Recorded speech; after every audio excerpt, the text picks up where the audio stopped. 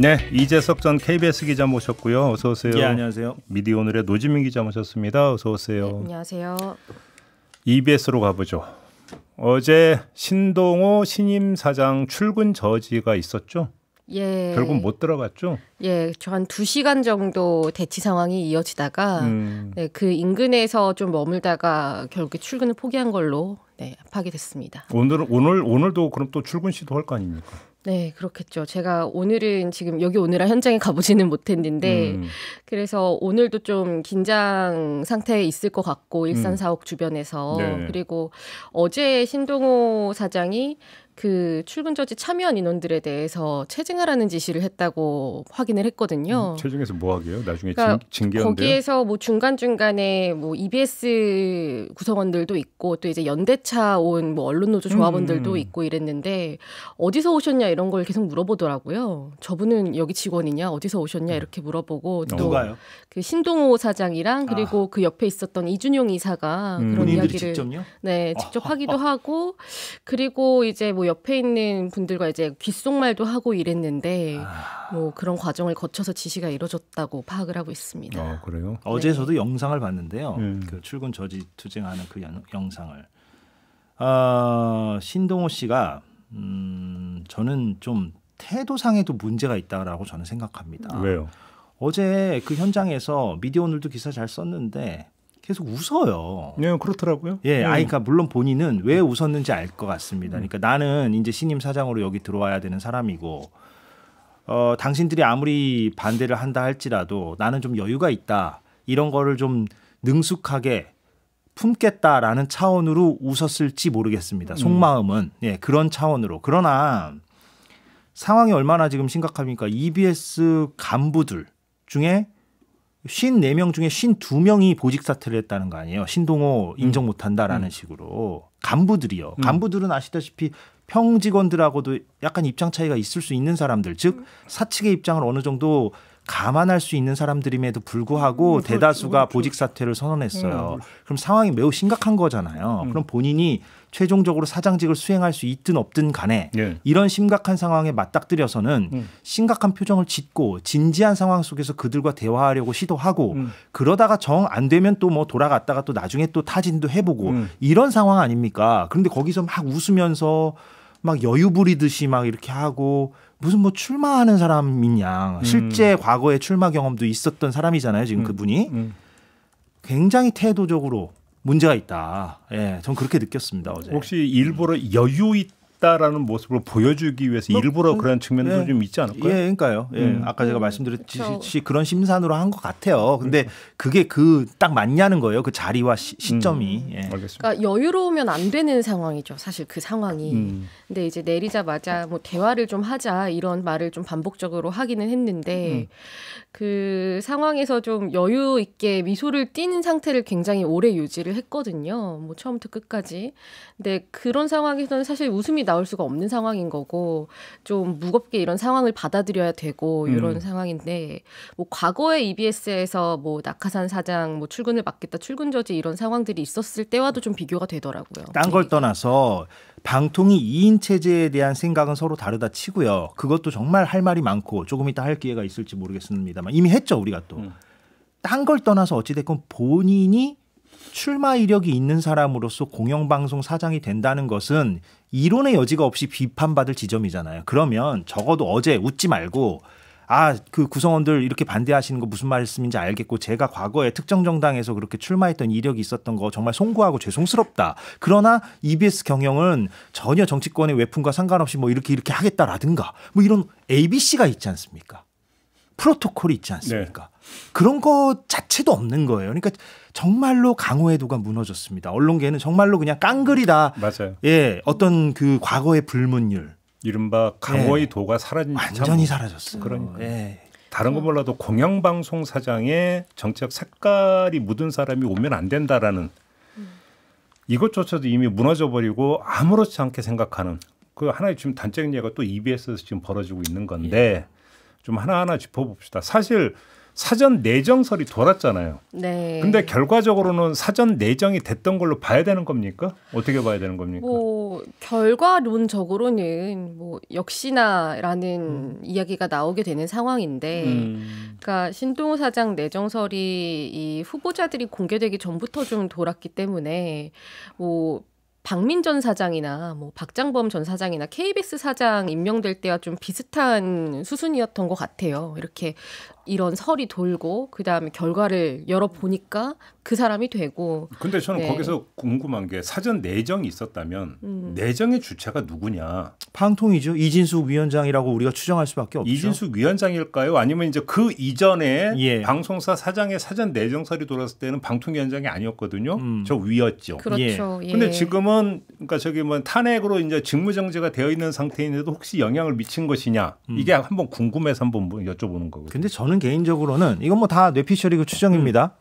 당연히 듣는 사람들 입장에선 허튼 소리 하지 마라 이렇게 얘기할 텐데 다 추정이라는 걸 전제로 지금 뭐 권력 공백 상태고 또 EBS라는 방송사의 특성이 이제 교육 방송이니까 이제 권력 입장에서는 굉장히 뭐랄까 반드시 장악해야만 하는 KBS나 MBC처럼 그런 방송사하고는 또 성격이 좀 다르잖아요. 그래서 저는 이번 신동호 작품은 MBC에서 연을 맺었던 스스로가 사랑하는 후배라고 방송을 했던 유튜브에서 네. 이진숙 방통위원장의 어떤 그 결정이라고 저는 보고요. 그렇게 보시고. 예, 뭐 세간의 중론도 그렇지 않습니까? 그리고 우리가 지난번에도 한번 얘기했지만 이진숙 방통위원장의 심리는 지금 이런 것 같아요. 저는 그 4대 4로 어찌 됐건 나는 탄핵이 기각되어서 업무 복귀했고 당해봐라. 나는 지금 뭐 윤석열 탄핵 심판이고 뭐고 간에 나는 내 임기 이 자리에서 내가 물러날 때까지는 민주당이건 야권 지지자들이건 혹은 언론 노조 사람들이건 뭐 공영방송 구성원이건 나는 내 길을 간다. 한번 당해봐라 너희들. 이런 심리라고 저는 봅니다. 복수 열전입니까 그러면? 완전히 그런 형태로 지금 모든 일을 벌이고 있다. 2인 체제로. 예, 그거밖에는 설명이 안 됩니다. 이진숙의 행동은. 예. 그 신동호 사장 같은 경우에는 방금 말씀하신 것처럼 조금 다른 게 그 KBS 사장들은 그 대통령이나 뭐 그 주변과의 그런 친분 관계 같은 게 좀 두드러졌던 인물들인데 지금 신동호 사장은 그렇지는 않거든요. 뭐 따져 보자면 뭐 최재혁 대통령실 비서관과 뭐 선후배 사이였다. 뭐 이렇게 정도는 할 수 있겠지만은 다 MBC죠. 네, 그냥 그 인물만 놓고 봤을 때는 이진숙 위원장이랑 떼어놓고 볼 수가 없는 인물이고 또 그래서 일각에서는 뭐 그런 경상도 지역 출신 인사라는 점도 또 어느 정도 또 관심이 가지고 있더라고요. 아, 고향이 경상도 쪽에? 네, 뭐 대구 출신으로 알려져 있는데 그 이진숙 위원장이 대구시장 출마를 또 시도를 했었던 인물이기도 하고 그래서 뭐 여러모로 봤을 때 이 사람이 왜 EBS 사장이 돼야 되는가라는 게 잡히는 게 없기 때문에 계속 이런 것만 이야기가 나오는 거예요. 그래서 저도 이번 기회로 좀 다시 사장 지원서를 좀 열어봤거든요. 거기에서 보면은 뭐 교육방송에서 요구되는 전문적인 방송 역량 이런 걸 봤을 때 뭐 MBC 대표 시사 프로그램인 백분토론, 시선집중 뭐 이런 것들을 진행했다. 뭐 그러면서 뭐 공론장을 조성하는 능력을 키웠다 이런 게 있어요. 뭐 김종배 진행장도 이렇게 뭐 얘기하면 나가실 수 있을 것 같은데. 그럼 저도 사장할 수 있어요? 네. 그 시선 집중을 실제로 진행을 하셨었잖아요. 근데 그때 보니까 그 미디어 오늘 기사 중에서 뭐 신동호의 시선 집중, 청취율 추락의 시선 집중 이런 제목의 기사를 쓰기도 했더라고요. 그때 뭐 네. 시선 집중만 문제였습니까? MBC 전체가 그냥 나락으로 떨어졌던 시점인데요. 이런 말 들으면 MBC 구성원들은 참 악몽을 떠올리게 되는 상황인데, 예, 뭐. 그러니까 이게 좀 웃으면서 할 얘기는 아니긴 한데 얘기를 하다 보니까 좀 헛웃음이 나와서 그런데, 네. 그리고 그냥 하나만 짧게 말하면 그 교육방송 경영 및 조직 운영 역량에 대해서도 그 MBC에서 아나운서 부장과 국장으로 일했던 경험을 썼어요. 그런데 지금 이 본인에 대해서 비판이 제기되는 것 중 하나가 아나운서 국장 시절에 했었던 일이잖아요. 그렇죠. 네, 그래서 이 정도로 지원서를 써도 EBS 사장이 될 수 있다라는 것만 봐도 참 지금 이런 사장 선임에서 말이 안 나올 수가 없는 거죠. 알박기 인사가 지금 이 정부 지금에서 계속 진행되고 있다. 탄핵 심판 선고를 앞두고 이런 지적들이 지금 많잖아요. 그 일환이라고 보입니다. 예. 저 한국 기행도 참 좋아하고 극한 직업도 좋아하고 세계 테마 기행도 참 세계 테마 기행 좋죠. 좋은데 참 애청하고 있는데. 그 방송만 없다면 거기서 한번 불러주면 저도 좀 나가보고 싶은데 거기 네. 그 프리젠터로 이제 나갈 수 있잖아요. 왜 좀 소원소리하고 있어요? 좀 한번 불러주면 저 갈 의향이 있는데. 예. 신동호 사장이 지금 이제 또 출근 시도를 하기 위해서 사옥 인근에 도착을 거의 다 한 걸로. 네. 뭐 출근 시도 하겠죠. 예. 네. 그러니까 새벽 출근 이런 거 할 수도 있어요. 어제도 저도 뭐 지금 그 뭐 거의 EBS 다 왔다고 지부장 하네요. 인터뷰를 네네. 했는데 네. 뭐 이제 보통 그렇게 노조가 출근 저지 투쟁하면 기습적으로 새벽에 출근하거나 뭐 주말에 출근하거나 이러거든요. KBS에서도 다 있었던 일이었고 저도 다 경험했던 일이었는데. 그렇죠. 내일이면 당장 주말이네. 그리고 그리고 체증해가지고 나중에 징계하는 것도 아주 전형적인 수순, 전형적인 절차. 체증에서 징계했었어요? 예전 뭐 저는 그 다른 걸로 징계를 먹은 적은 있었고, 근데 제 선배들이나 뭐 선후배 동료들은 그 출근 저지 투쟁을 하다가 고대영 사장 때였나요? 아무튼 그래서 나중에 다 정직 몇 개월 받고 다 그랬죠. 예. 그렇군요. 전형적인 겁니다. 전형적인. 알겠습니다. 예. 그래서 어제 뭐 좀 인상 깊었던 발언 중 하나는 박장범 사장은 새벽같이 와가지고 출근을 했는데 뭐 그만큼 부지런하진 않은 것 같다 이렇게 발언을 한 분도 있었는데. 그런데 네. 새벽 출근하면 안 됩니다. 안 되죠. 예. 네. 그러니까 그런 거는 더 뭐랄까 사장으로서 격이 없는 거고 정말로 본인들이 얼마나 궁색한가를 드러내 보이는 것이고요. 정정당당하게 출근 시간에 와서 아까도 제가 말씀드렸듯이 진지한 태도로 반성할 거 반성하면서 토론하고 소통할 생각을 해야지 그런 식으로 뭐 기습 출근하고 그게 얼마나 웃긴 행동입니까? 그러니까 지금 이런 말이 좀 자조적으로 KBS 구성원분이 한 발언인데, 그러니까 이게 이 공영방송 사장 선임을 두고 굉장히 중요한 방송사들인데 이런 발언이 나온 정도로 좀 상황이 수준이 많이 낮은 이야기를 해야 되는 상황인 거죠. 알겠습니다. 네. 결국 이제 이 문제를 안 짚을 수가 없는데, 그러니까 이진수 위원장은 자신의 탄핵이 기각이 됐고. 따라서 2인 체제의 정당성도 확인이 됐다고 지금 그렇게 이제 그 주장을 하고 있고 궤변이죠. 예. 하고 있는 거잖아요. 예. 아니 근데 본인이 탄핵이 기각이 돼서 직무에 복귀한 다음에 MBC 방송문화진흥회 이 사건에 대해서 대법원에서도 네. 이건 아니다라고 가처분 신청 확정을 했거든요. 그건 복귀된 이유이래요. 근데 왜 이걸 고려를 안 할까요? 아니 제가 이 자리에서 한 두어 번 얘기했지만 동호 반복하겠습니다. 이진숙 방통위원장의 논리는 전형적인 범주 혼동의 오류입니다. 본인에 대한 공무원 징계 판단, 즉 이 공무원을 자를 것이냐 말 것이냐에 대한 판단만 헌재에서 한 겁니다. 네. 그런데 자르기에는 좀 그렇다 해서 4대4로 동률이 나왔고 동률이 나오면은 기각이 되는 것이니까 복귀를 한 것뿐입니다.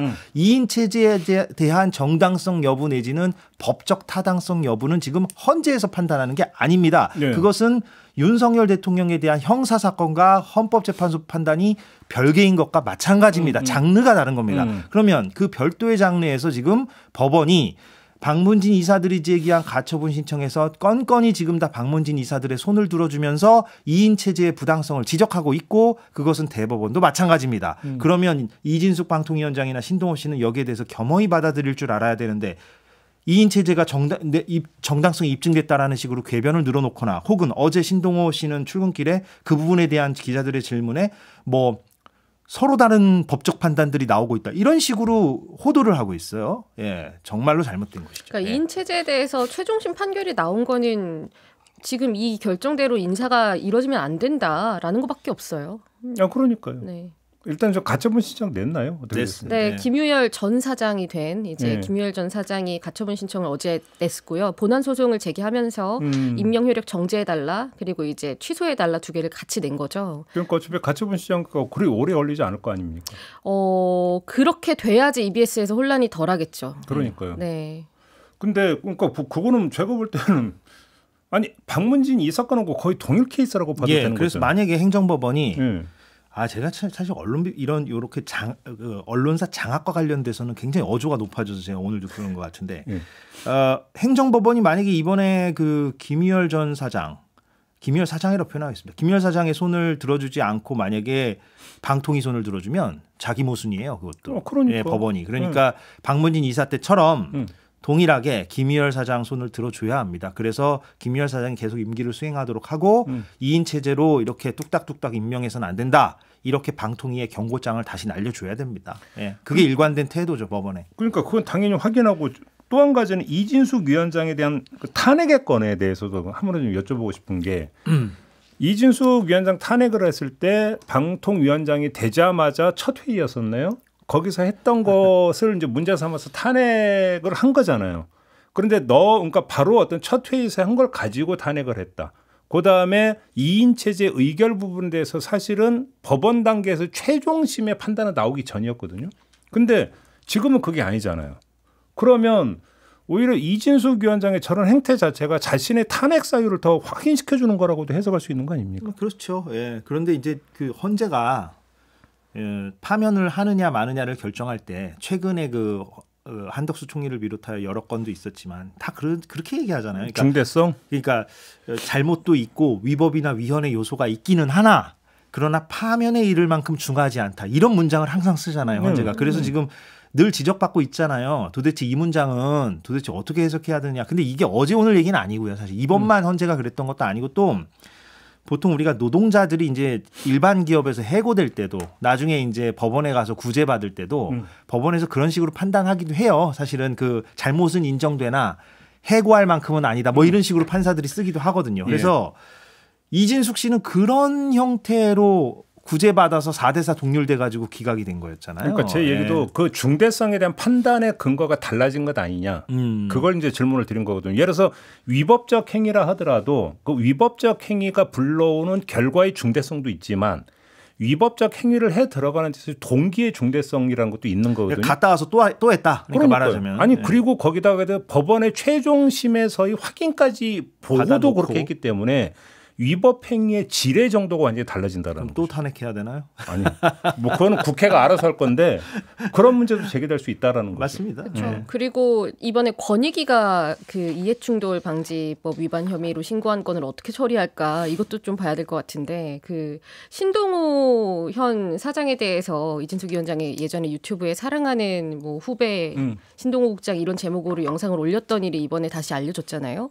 그런데 뭐 그때 했던 말이 뭐 만약에 민경욱 의원이 나왔어도 나는 이거를 비공개로 했을 거다 뭐 이런 취지로 얘기를 한 게 있어요. 페이스북에 올린 글들에 대해서. 그래서 페이스북을 다시 찾아보니까 뭐 신동호 사장 관련 글이 없지는 않더라고요.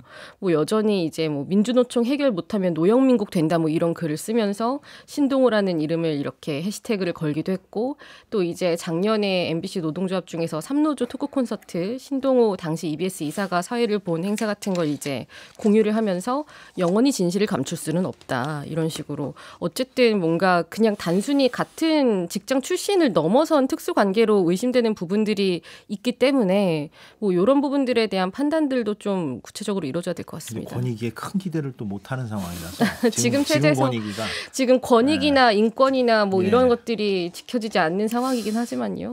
마무리해야 되는데 뭔가 좀 감정적 처사라는 느낌 안 드세요? 이진숙 위원장. 그러니까 아까 제가 그런 차원의 얘기입니다. 제 얘기. 그러니까 뭔가 항상 맞서 싸워야 된다라고 말씀하시는 분이라. 그러니까요. 맛 좀 봐라예요. 지금 이진숙 방통위원장은 맛 좀 봐라. 나는 복귀했다. 행정행위로 감정 갖고 오면 안 되는 거죠. 그죠? 보입니다. 네, 알겠습니다. 이 정도로 좀 마무리하고요. 이재명 민주당 대표에 대한 2심 판결 무죄가 나왔습니다. 자, 여기서 그러니까 좀 짧게라도 좀 짚었으면 좋겠는데 결국은 이제 그 핵심 쟁점은 선거법상상 허위의 사실. 그 요건이 뭐냐 이 문제였었잖아요. 이철기 좀 정리를 해서 좀 얘기를 해주신다면. 아니 근데 뭐 제가 뭐 법률 전문가는 아니니까 사실은 뭐 그 시선 집중에서도 뭐 다 다뤘을 것 아니겠습니까? 이번 무죄가 난 부분에 대한 쟁점은. 그래서 사실 이제 약간 이제 이게 근데 언론 비평하고도 접합되는 지점을 제가 말씀드리자면. 공직선거법상 허위사실 공표죄가 과연 이대로 타당한가에 대한 문제의식을 이번에도 던지는 거죠. 사실은 이재명을 떠나서. 그러니까 이게 왜 논란이 되냐면 결국 우리가 그 가장 중요하게 생각해야 하는 어떤 표현의 자유 부분이라든가 그리고 어디까지를 허위사실 공표로 보고 어디까지를 그렇게 보지 않을 것이냐 판단 기준이 좀 모호하다라든가 또 그 판단을 누가 하냐면 결국 기소권을 갖고 있는 검찰이나 최종적으로 법원이 자의적으로 할 수밖에 없다. 이런 측면의 부작용이 있기 때문에 허위사실 공표죄를 지금 이와 같은 형태로 그대로 두는 것이 온당하냐라는 문제의식을 던진다라고 저는 생각을 해요. 이게 좀 언론 비평 차원에서는 좀 화두가 될 것 같고 그래서 좀 고민거리입니다. 굉장히. 그러니까요. 그러니까 여기서는 이런 문제도 있어요. 시사 프로를 진행하는 사람의 관점에서 보더라도 예를 들어서 어떤 뭐 그 후보나 이런 사람들을 이제 그 섭외를 해서 인터뷰를 진행하는데 자유로운 질의응답, 맞아요. 자유로운 토론이 이루어지는 게 좋은 거잖아요. 그렇게 놓고 본다면 사실은 사전 각본 없이 하는 게 가장 좋죠. 물론 질문지는 줍니다만 질문지대로 오면 그거는 인터뷰 형식을 빌린 연설이죠. 그거는 사실은.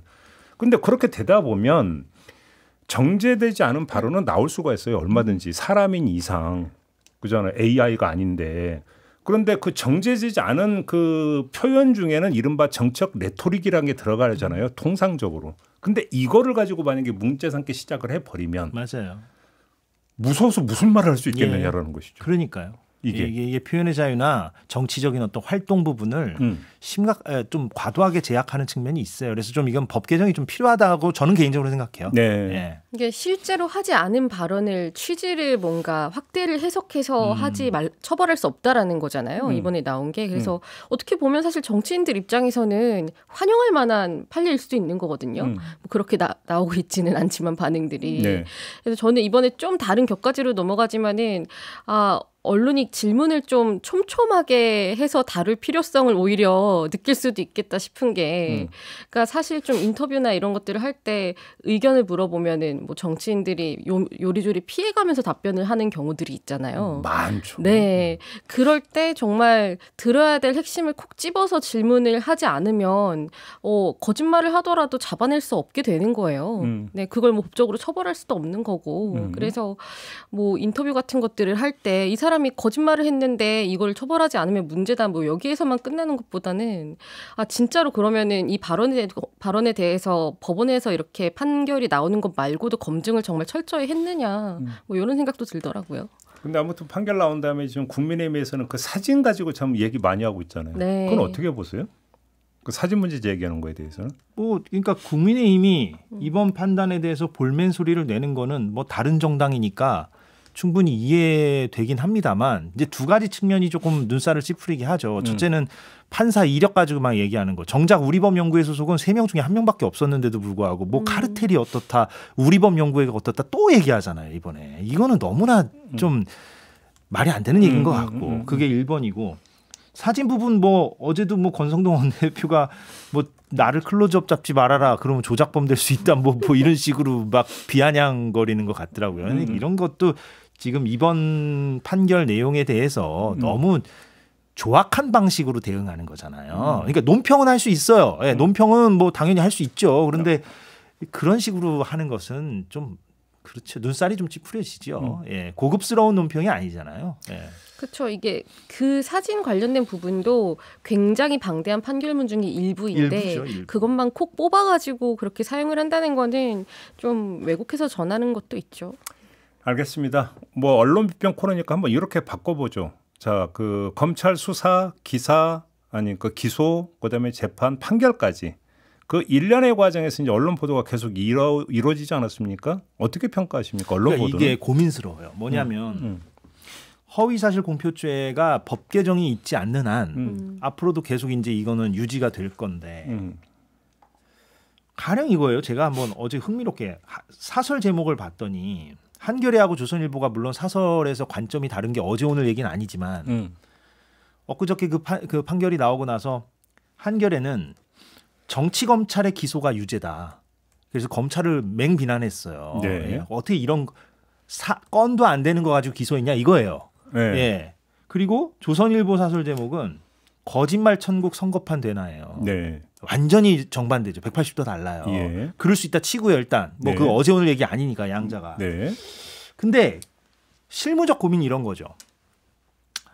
어떤 정치인이 만약에 허위사실 공표죄와 관련해서 기소가 됐는데 네. 논란의 여지가 좀 있어요. 이건 너무 과잉 기소 같기도 하고 이 말 한마디 가지고 이렇게 기소하는 게 옳은가라고 문제의식이 만약에 있다 치면 그 기자나 그 언론사가 판결이 나오기 전까지 얼마나 적극적으로 그 부분을 보도할 수 있는가가 되게 실무적 고민이죠. 왜냐하면 그 부분을 집요하게 문제 제기하고 보도를 하면 또 일각에서는 유력 정치인 너네들이 엄호하려고 그러냐, 뭐 편드냐, 또 이런 시선이 분명히 있긴 있단 말이에요. 그렇죠. 그러니까 언론사 입장에서는 이번 사안에 대해서 뭔가 고개가 갸웃거려지고 검찰의 과잉 기소 같다고 생각이 들어도 사전에 보도물을 통해서 그 문제의식을 드러내기가 참 쉽지가 않은 심리가 있는 거예요. 근데 이거를 이제는 뭔가 다른 차원으로 우리가 좀 생각을 많이 해봐야 돼요. 왜냐하면 이제는 뭐랄까 시대 정신 중에 하나가 검찰의 권력 남용 내지는 과잉 기소나 표적 기소에 대한 문제 의식들이 시민사회에 널리 퍼져 있기 때문에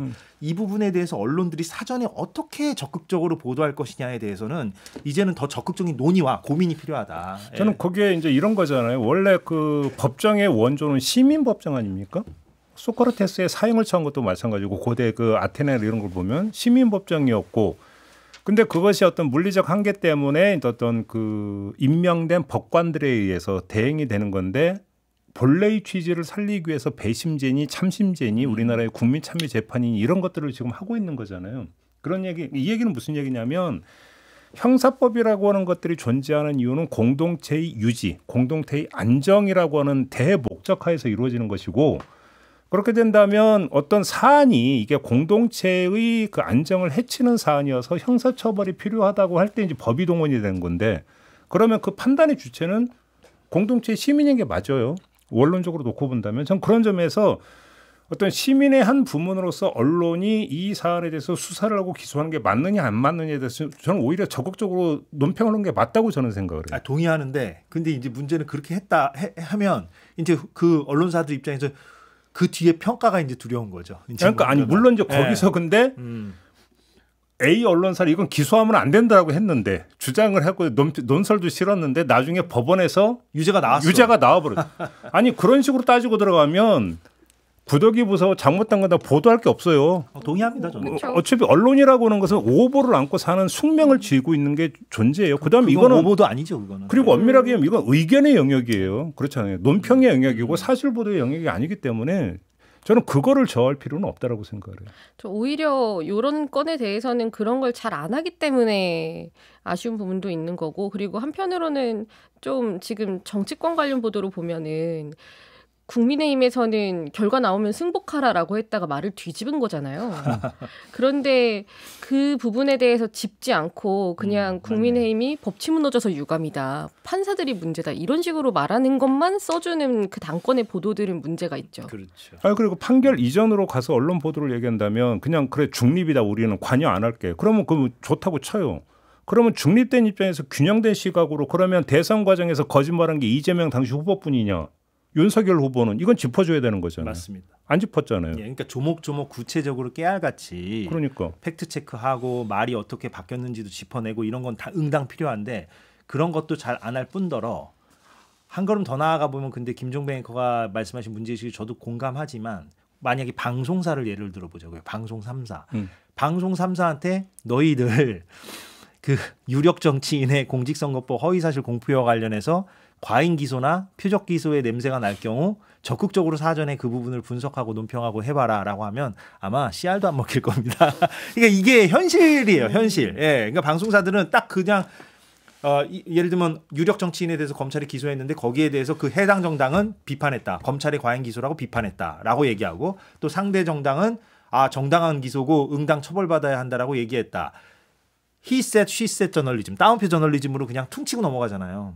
수십 년간 그래왔고 이거를 어떻게 깰 것이냐. 왜냐면 이걸 안 깨면 검찰의 기소와 관련돼서 그 어떤 진전된 방송 뉴스가 나올 수가 없어요. 그러니까. 그냥 딱 지금 요대로 그냥 A는 이렇게 말했고 B는 이렇게 말했고 당사자는 이렇게 해명했는데 검찰은 이렇게 보고 있다. 그냥 이렇게 표피적인 전달에만 그칠 수밖에 없다. 이걸 못 넘는다, 이 선을.